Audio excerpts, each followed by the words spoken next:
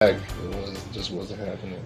A truck driver explains the moments he was heading right into a Greyhound bus full of passengers on I-40 between Gallup and Grants. He had a very unique way of making you laugh. 49-year-old Luis Alvarez was driving the bus from St. Louis to L.A. He was one of 8 people killed. I missed everything. I just miss her. A Farmington woman, a bus passenger, also died. Our investigation is a safety investigation in an effort to determine what happened and why it happened. Now federal investigators are looking for answers. Our coverage starts now. Good evening. Tonight, that truck driver says that crash was unavoidable. Now the state police and the NTSB are trying to figure out if that's true. News 13's Marissa Lucetto is live in the newsroom with the latest on the investigation. Marissa. Dean, Jess, the driver of that tractor trailer lived, and today he talked about the moments leading up to and after the crash, saying he thought he was going to die. I was conscious through the whole thing. From his hospital bed, the driver of the semi recalled the moments before he crossed the median, crashing head-on into a Greyhound bus headed west on I-40, carrying 47 passengers. I blew a steer. One of the front tires of my truck, and then it just locked up. It happened yesterday afternoon right outside Theroux, New Mexico.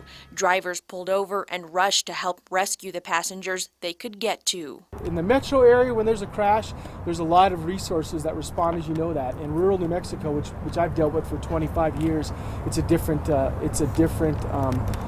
beast, so to speak. Today, State Police Chief Pete Casetta says at one point they ran out of ambulances. The tractor trailer hauling produce started in California and was headed to Tennessee when the front driver's side tire blew. I seen it as soon as it locked up. I seen where I was going right away, so I was trying everything I could to avoid it. An 80,000-pound projectile, and unfortunately it encountered the bus. The crash killed 8 people, including the driver of the bus. Chief Casetta says it was one of the worst crashes his officers have ever seen. I'll point out that I think seconds really mattered here. What I mean by that is the impact with the tractor trailer and the bus was at the front of the bus. A few seconds, it would have been in the middle of that bus, and I think it would have been much more catastrophic. Is there anything you want to say to these families?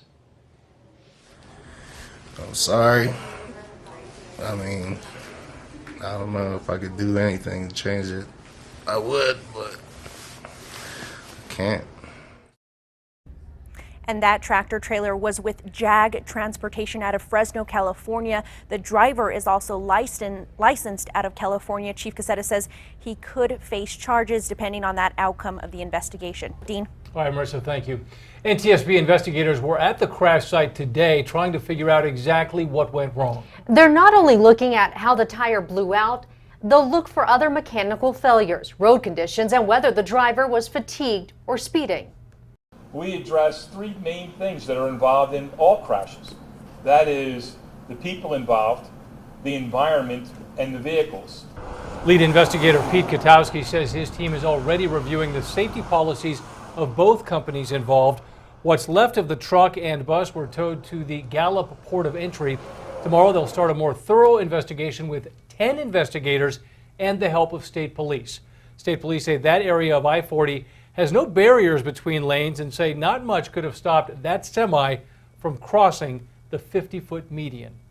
Usually, with the normal vehicle, 50-foot length at times, depending on the action of the vehicle, it'll come to a stop in that median, but 80,000-pound tractor trailer is hard to control. Tonight, friends are remembering the Greyhound bus driver from Santa Teresa who was killed. We also spoke with the daughter who is missing her mother tonight. The Farmington woman also died in the crash. He had a very unique way of making you laugh.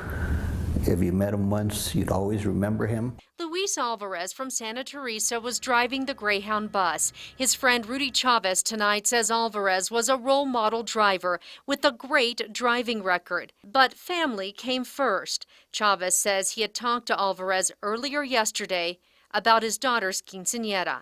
Alvarez was 49. I missed everything. I just miss her. Valora Thomas says her mother, 50-year-old Sadie Thomas of Farmington, was a passenger who died.